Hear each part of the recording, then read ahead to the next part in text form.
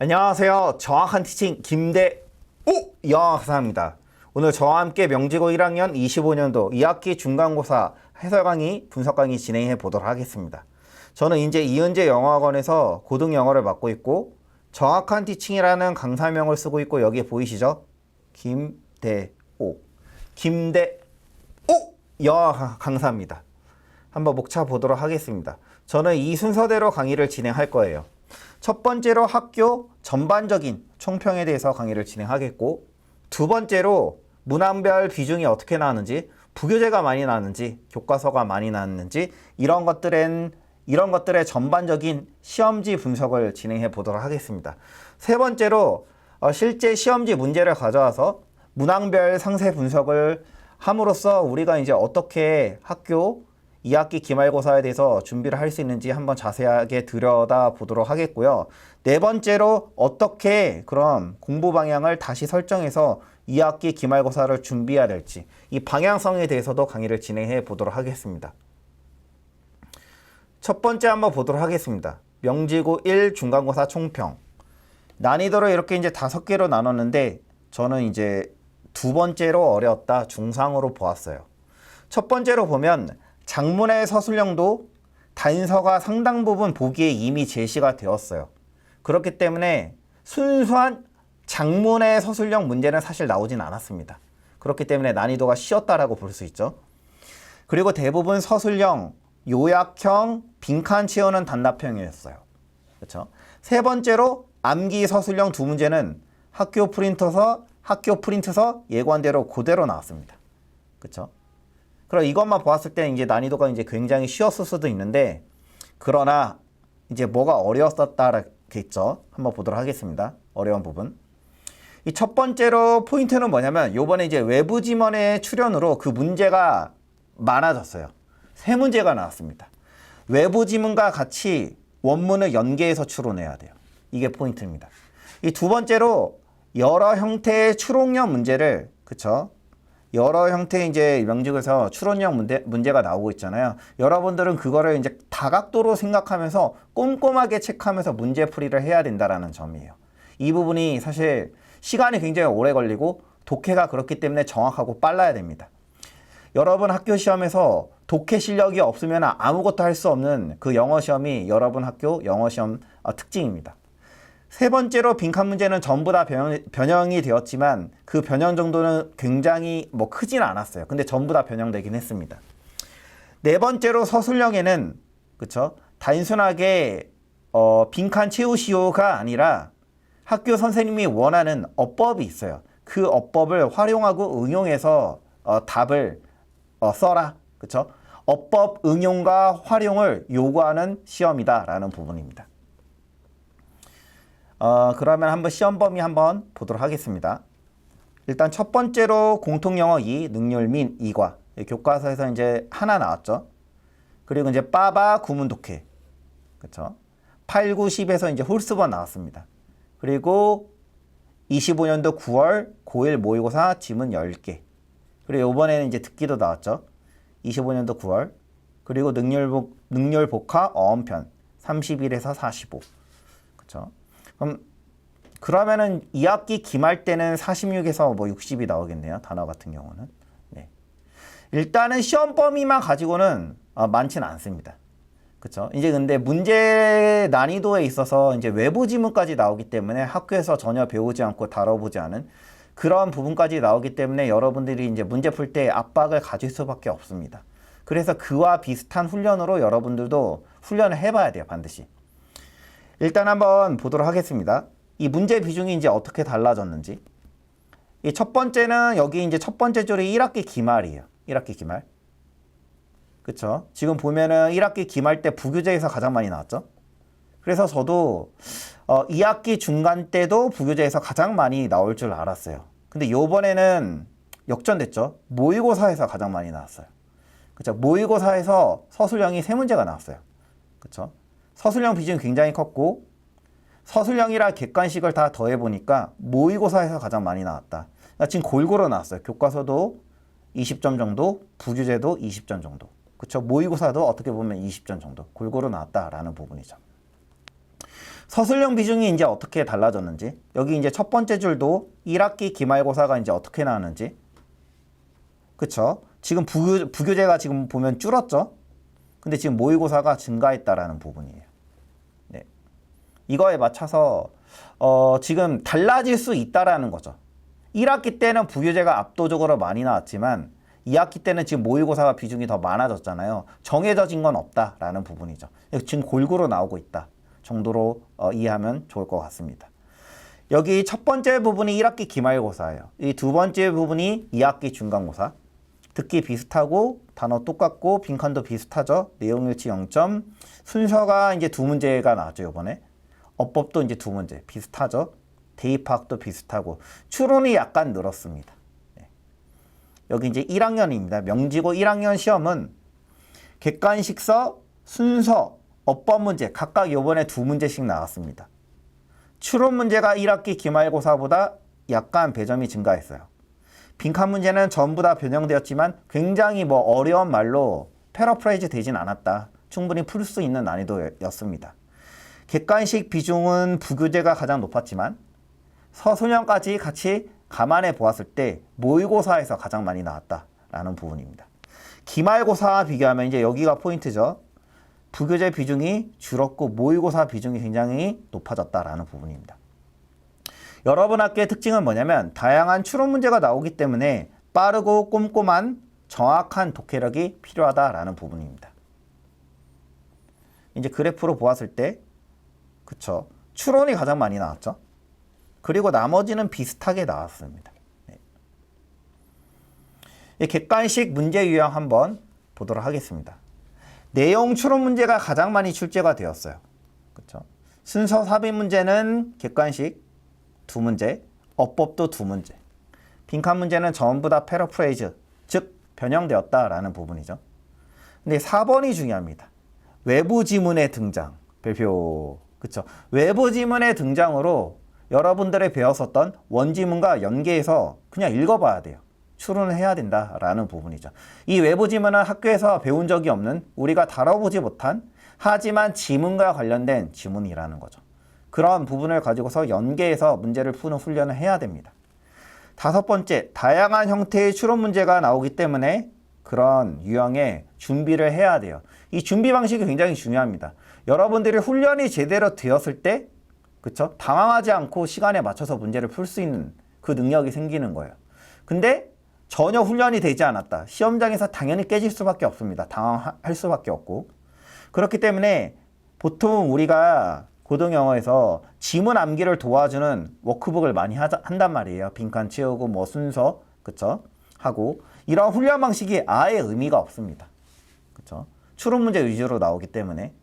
오히려 워크북 할 시간에 지문을 한 번 더 보고 추론 문제를 하나 더 푸는 게 오히려 여러분 점수 향상에 더 도움이 될 거라고 저는 생각합니다. 서답형 문제 유형 한번 보도록 하겠습니다. 총 8문제, 총 30점. 그래서 이제 두 문제는 이제 영어 선생님께서 얘기한, 그쵸? 10개 문장 중에서 두 문장이 이제 그대로 나왔죠. 모의고사 서답형 문제가 3문제, 즉 30점 중 11점 차지 굉장히 많이 나왔죠. 그리고 요약문 빈칸 채우기 유형이, 그쵸? 8문제 중, 그쵸? 3문제였다라는 거죠. 총 11점. 한 문제는 장문의 서술형으로 이제 조금 어렵게 출제가 되었어요. 근데 또 아주 어렵지 않은 부분이 뭐냐면 보기에 단어가 대부분이 주어져 졌어요. 이 포인트는 뭐냐면 가정법 과거 완료를 활용하라 라는 부분이에요. 그렇기 때문에 어법을 모르면 정확하게 응용할 수가 없습니다. 그렇기 때문에 간접적으로 어법적인 그 점수가 서술형에도 지금 반영이 되었다라는 부분이죠. 그런 단어 문제 유형에 대해서 상세하게 한번 보도록 하겠습니다. 일단은 이제 두 가지 유형이 있어요. 예문의 빈칸 뚫는 형태.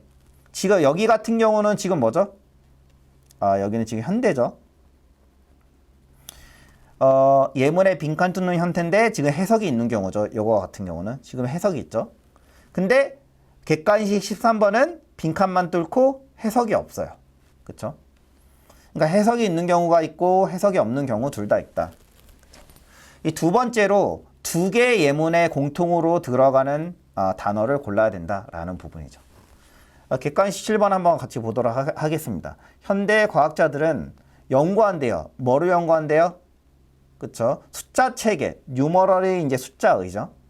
뉴머러스는 뭐죠? 수많은. 뉴트럴은 중립적인. 노터블은 저명한. 인뉴머러블은 셀 수 없는. 그러니까 굉장히 많은 이런 얘기죠. 그렇기 때문에 지금 객관식 7번은 전형적인 그 고등영어 단어 시험의 특징이에요. N으로 시작하는 거 다 비슷해 보이잖아요. 그렇기 때문에 정확하게 전부 다 정리를 해야 된다라는 부분이죠. 객관식 12번 같은 경우는 여기 부분에 다 넣어봐야겠죠. 그녀는 결정했다. 그녀의 어떤 급여를 직접 그녀의 어떤 저축 계좌에 두기로. 그쵸? 예금하다 이런 얘기죠. 디파짓이 예금하다. 또는 어떤 뜻도 있죠. 밑에 쌓여져 있는 것. 매장량 이런 뜻이에요. 수세기에 걸쳐서 그 광물 매장량 층은 형성되었대요. 어디 아래? 산에 그 바위가 있는 표면 아래. 그쵸? 컴파운드는 화합물, 디맨드는 요구사항, 모기지는 이제 부동산, 담보대출, 퍼밋은 뭐죠? 허락하다. 바로 나와야겠죠? 그들은 약속했대요. 갱신하기를, 그녀의 다시 새롭게 하기를, 그녀의 어떤 그들의 헌신, 뭐에 대한 환경적인 어떤 보호, 매년. 얼로케이션 배정하다, 포터블은 휴대용에, 그쵸? 노리시는 양분을 주다, 레이는 뭐 지배하다 이런 얘기겠죠. 그래서 답을 고를 수가 있습니다. 그러니까 이런 문제 유형을 보고서 여러분들이 지금 단어 공부를 어떻게 해야 되겠는지 판단하면 좋을 것 같습니다. 예문 위주로 공부를 해야 된다라는 부분이죠. 단순히 한국어 대입으로 이렇게 시험을 보는 방식은 별로 여러분 그 단어 점수에 도움을 주지 않을 가능성이 굉장히 높습니다. 객관식 유형, 추론 문제 유형 한번 보도록 하겠습니다. 추론 문제가 여러분 학교 메인이기 때문에 유형별로 한번 보도록 할게요. 첫 번째 추론 문제 유형은 뭐냐면 원지문과 외부 지문, 내용 연계가 돼서 추론 문제가 나왔다라는 부분이죠. 여기 지금 5가 뭐냐면 교과서 원래 지문이에요. 그럼 여기서 윗글 교과서 원래 지문, 그리고 다음 글 A, 여기서 A가 뭐냐면 읽어보면 알겠지만 외부 지문, 우리가 한 번도 보지 못했었던 그런 외부 지문. 그 두 글을 읽고서 바르게 이해하지 못한 것은, 여기가 이제 교과서 원문, 여기가 지금 외부 지문이라는 거죠. 이 외부 지문을 여러분들이 읽어봐야 돼요. 어쩔 수가 없습니다. 이런 식으로 나왔다라는 거죠. 그렇죠? 그래서 결론적으로 이러한 어떤 그쵸? 포렌식 사이언스가 이제 과학, 그쵸? 수사 과학이잖아요. 이 리의 어떤 가장 유명한 기업, 얘는 어떤 컬렉션, 이거에, 그쵸? 그것이 어때요? 그리고 이제 만들었대요. 소형의 모델들을. 이렇게 빠르게 읽어야 돼요. 근데 얘네들은 디자인 되었대요. 가르쳐 주도록 탐정들에게 어떻게 적절하게 관찰하고 분석하는지, 범죄의 장면들을. 그래서 이끄는 어떤 원칙이 되었다라는 거죠. 그쵸? 유죄를 짓게 해라. 그쵸? 죄가 있는 사람을. 그리고 혐의를 없애라. 그쵸? 죄가 없는 사람들. 그리고 진실을 찾아라. 뭐 이런 내용. 이런 내용이 그녀의 어떤 연구 뒤에 있는, 그쵸? 주요한 어떤 원리가 되었다라는 부분이죠. 이러한 외부 지문까지 읽고서 여러분들이 다 읽어봐야 돼요. 밑줄 쳐진 인용구 A에서 설명한대요. 그쵸? 정의 향해 젖은 어떤 목표, 리에 의해서 추구된 내용이 잘 나왔죠. 이 소형물들, 근데 만들어진 1대 12 어떤 축적으로 얘는 묘사했대요. 그쵸? 실시간의 어떤 범죄의 장면들을 굉장한, 그쵸? 주목할 만한 어떤 상세 사항으로 2번도 잘 나왔죠. 그 다음에 소형물들, 얘네들은 예술적인 가치를 가지고 있을 뿐만 아니라, 그쵸? 여기서 이제 solve가 역할을 하다 이런 뜻이에요. 역할을 했대요. 어떤 교육적인 도구로서 훈련시키는 데 탐정을. 그런 내용 나왔죠. 그리고 지금 외부 지문 관련해서 그녀의 어떤 열정, 뭐에 대한 열정? 훈련시키는. 그쵸? 뭐와 결합돼서 그녀의 합의. 그녀의 합의가 뭐였죠? 이 축소물들 이런 거 모으는 거였잖아요. 그녀를 이끌었대요. 뭐 하도록? 조사하도록. 어떤 사망 케이스를 그 분야. 이거 4번은 언급된 부분이 없습니다. 그렇기 때문에 4번이 답이에요. 조심스러운 어떤 조사, 범죄 장면에 얘는 보통 무시된대요. 그 당시에. 그래서 뭐 했대요? 이러한 안 좋은 현상이 있기 때문에 리를 동기부여했다라는 거죠. 이 소형물들을 만들어가지고, 그쵸? 이 범죄 형장이 뭐 하지 않도록? 손상되지 않도록. 이해됐나요? 그래서 지금 문제가 어떤 식으로 나온다? 원지문이 나오고 외부 지문 읽어본 다음에 그걸 내용을 연계해서 1, 2, 3, 4 꼼꼼하게 읽고 답을 내야 돼요. 그렇기 때문에 일정 수준의 독해력과 그 속도가 없으면은 점수 따기가 굉장히 쉽지가 않습니다. 그 다음에 지금 객관식 유형, 추론 문제 유형 두 번째 한번 보도록 하겠습니다. 글의 서술 방식으로 적절하지 않은 것. 이거 사실 제가 여러분 작년에 명지고 2학년도 담당을 했었거든요. 작년 명지고 2학년 교과서 문제에서 이런 형태의 문제가 나온 적이 있어요. 그리고 지금 내용도 굉장히 비슷합니다. 지금 답이 5번이거든요. 지금 얘는 지금 교과서 내용을 묘사를 할 때 설명한대요. 리의 어떤 생애와 어떤 성취들을 어떤 순서대로 시간의 순서대로. 그래서 그녀의 어떤 임팩트를 보여줬대요. 수사 과학에 있어서. 지금 이제 순서대로 지금 배열하고 있는데 지금 대조한다라는 내용은 없어요. 근데 작년에 이 문제가 2학년에서 똑같이 내용이 지금 거의 비슷해요. 그 부분이 나온 적이 있습니다. 그렇기 때문에 여러분 반드시 기출을 봐야 돼요. 1학년 것뿐만이 아니라 2학년 것까지 보는 게 굉장히 도움이 됩니다. 이 저자는 전개한대요. 이 주장을. 대조하면서 리를 누구랑 어떤 다른 의학적인 어떤 조사자, 그녀 시대에. 그래서 보여주면서 어떻게 그녀의 어떤 연구가 달랐는지. 이런 부분을 지금 대조한 부분은 나오지 않았습니다. 대조하는 방식으로 서술하고 있지 않아요. 근데 1, 2, 3, 4는 다 읽어보면 맞습니다. 그렇기 때문에 답을 5번으로 고를 수가 있습니다. 그리고 이제 세 번째 추론, 객관식 유형이 이제 이렇게 나왔어요. 객관식 19번과 20번은 글의 내용을 바르게 이해하지 못한 것은, 그리고 객관식 26번 같은 경우는 글의 내용을 바르게 이해한 것은 이렇게 나왔습니다. 그러니까 얘가 지금 부교재 원문이에요. 부교재 원문. 미러 이미지 관련해서. 그쵸? 각 문자에 집중하는데, 그쵸? 좌우를 바꿔서 쓰는 경우가 흔하다. 이게 미러 라이팅이다. 이런 내용의 이제 부교재 지문이었습니다. 그 외부 지문은 뭐죠? 외부 지문 읽어봐야 된다라는 거죠. 그렇죠? 아이들이 첫 번째로 읽고 쓰는 거 배울 때 그들은 보통 혼돈한대요. 비슷하게 보이는.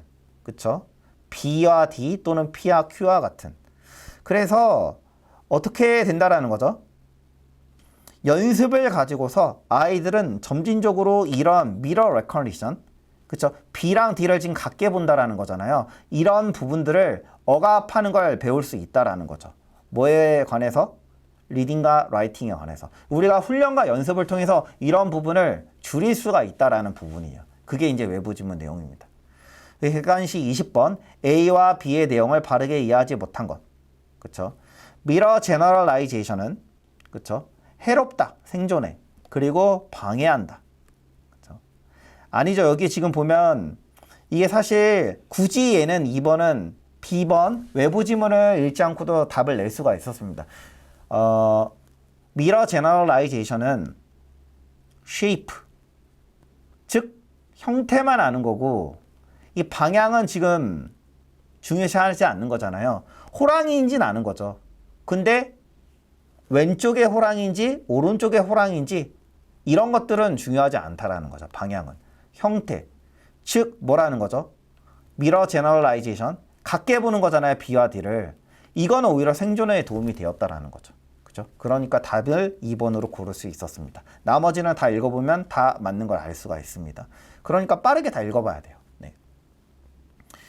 그 다음에 지금 제목 문제로서 이제 어떻게 나냐면 객관식 이제 25번이 이제 제목 문제 유형으로 나오는데 함축적 의미로 보통 제목 문제가 나와요. 키워드 중심으로 그리고 전체를 포괄할 수 있는 내용으로. 이 내용이 뭐죠? 결론적으로 우리가 행복을, 그쵸? 얘가 지금 행복이죠. 첫사랑을 만났어요. 근데 그 행복이 사그라든다라는 거죠. 하지만 절망 또한 그렇다라는 거죠. 예를 들면 차였어요. 그 절망하겠죠. 근데 시간이 지나면 또 원래 상태로 다시 돌아온다. 회귀한다라는 거죠. 그쵸? 이런 것들은 작은 아이들에서 보여져진대요. 그리고 그들의 장난감, 즐거움. 그들이 얻었을 때 그들이 갈망했던 것을 그들은 믿는데요. 그들의 삶의 여생 동안 행복할 거라고. 그쵸? 근데 아이들도 뭐라는 거죠? 적응한다라는 거죠. 그렇기 때문에 결론적으로 답을 4번으로 알 수 있습니다. 이 감정적인 회귀라는 거죠. 우리는 항상 돌아온다라는 거죠. 정상으로. 이해됐나요? 네. 주관식 유형 한번 설명해 보도록 하겠습니다. 이제 문제가 언제 어떻게 나는지. 첫 번째 유형은 뭐냐면 학생의 감상평으로 교과서 지문 요약하는 부분이었어요. 근데 여기에서는 이제 포인트가 뭐냐면 어법을 활용해라 라는 부분이죠. 가정법 과거 완료. 즉 과거 사실과 반대되는 상황 가정이 있을 때 직설법과의 차이를 두기 위해서 시제를 뭐로 써야 된다는 거죠. 반드시 과거 완료형 시제를 써야 된다는 거죠. 쓰는 동사가 과거 완료이기 때문에 얘를 가정법 과거 완료라고 부르는 거예요. 그래서 지금 보면은 나는 인상을 받았대요. 리의 열정과 창의성에. 그녀의 어떤 축소판 그 범죄 장면 보여줬대요. 얼마나 작은 디테일이 큰 차이를 만들 수 있는지. 그래서 뭐가 없다면 그 without 다음에 지금 명사 형태가 나와야겠죠. 명사 형태. 리의 데디케이션이 없었다면 뭐에 대한? forensic science에 대한. 그 여기가 1번이고 여기가 2번이겠죠. 그렇다면 그쵸? 그 다음에 이제 주어 나왔겠죠. 얘가 이제 3번이겠네요. 현대의 어떤 범죄 조사 방법은 그 다음에 뭐가 나왔겠죠? 과거 완료 형태 써야 된다는 거. 여기 without이 지금 가정법 과거 완료라는 거죠. 그쵸? 그렇기 때문에 would 다음에 not을 붙여야 돼요. would not 그 다음에 have 플러스 pp. 근데 여기서 advance가 자동사로 쓰였기 때문에 would not have advanced. 근데 사실 수동태까지 아마 맞게 해주실 거예요. 그래서 would not have been advanced 해도 틀린 건 없습니다. 네. 그렇게 해서 가정법 과거 완료를 모르면 이 부분을 맞출 수가 없어요. 그렇죠? 그래서 이제 어떤 학생 같은 경우는 이 어법 하나 틀린 거에 대해서 왜 전부 다 감점을 하느냐라고 하는데 이 포인트, 이 주관식 2번에 대한 포인트는 어법입니다. 사실 가정법 과거 완료를 알고 있느냐 모르느냐. 그러니까 당연히 부분 점수가 나오지 않고 틀리겠죠. 그 다음에 여기 한번 보도록 하겠습니다. 여기 지금 A는 보면은 이걸 지금 넣으라는 거죠. 읽었을 때 요약하는 거. A가 unconscious, B가 이제 bias. 이것은 무의식적인 어떤 편향이래요. 근데 결과를 내는 이 C번과 D번도 결론적으로 어법을 활용해야 된다라는 거죠. 지금 여기 보면은 underestimate, 과소평가하고 overestimate, 남성을 과대평가한다라는 거잖아요. 근데 여기 result in의 in이 뭐죠? 여기 전치사잖아요. 그러면 뒤에 동명사 형태가 나와야겠죠. 그래서 여기 underestimate에서 e를 빼고 ing 붙이고 여기도 overestimate에 e를 빼고 ing 붙여라는 거죠. 이거 안 붙이면 틀리는 겁니다. 이렇게 어법도 활용해야 된다. 그래서 지금 여러 번 학교에서 어법 객관식 문제가 그렇게 많이 나오진 않지만 어법의 상당 부분이 지금 주관식에 간접적으로 지금 포함되어 있다라는 부분입니다. 그렇기 때문에 여전히 중요하다라고 볼 수 있습니다. 그러면은 이제 우리가 명지고 1학년 2학기 기말고사를 어떻게 준비해야 될지 한번 다시 정리를 해 보도록 할게요. 첫 번째로 단어를 공부를 할 때 명지고 1학년 뿐만이 아니라 적어도 명지고 2학년 기출 어휘까지 최소 3개년 전부 다 정리를 해서 여러분 걸로 만들어야 됩니다. 두 번째로 그쵸? 예문에 어떤 식으로 활용되는지 예문 중심으로 공부를 해야 돼요. 시험 문제에 나온 거 보았듯이.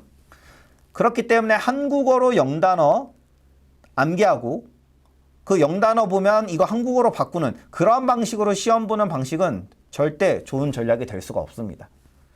평소 영영풀이식으로 단어를 공부해야 된다는 부분이죠.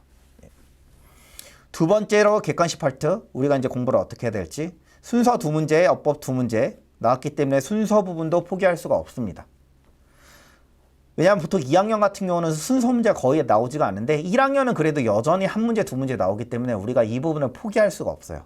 추론 문제, 듣기 문제 빼고 객관식을 보았을 때 지금 객관식이 70점이잖아요. 근데 듣기가 한 10점 정도 차지하면 60점 정도에서 4분의 1, 약 14점 추론 문제를 하는 거죠. 객관식은 부교재가 가장 많았어요. 그리고 교과서, 모의고사 비중순이었지만 서술형까지 감안해 보았을 때 이번에 명지고 1학년 2학기 기말고사는 모의고사에서 가장 많이 출제가 되었다라는 부분입니다. 원지문의 내용, 이해도는 당연하고 여러분 학교는 뭐까지 요구한다? 외부 지문을 읽고서 연계 추론까지 할 수 있어야 된다. 이 부분을 보고서 읽은 후의 반응, 내용 이해 추론, 그쵸? 이런 다양한 추론 문제에 대해서 여러분들이 그쵸? 유연하게 대처할 수 있어야 돼요.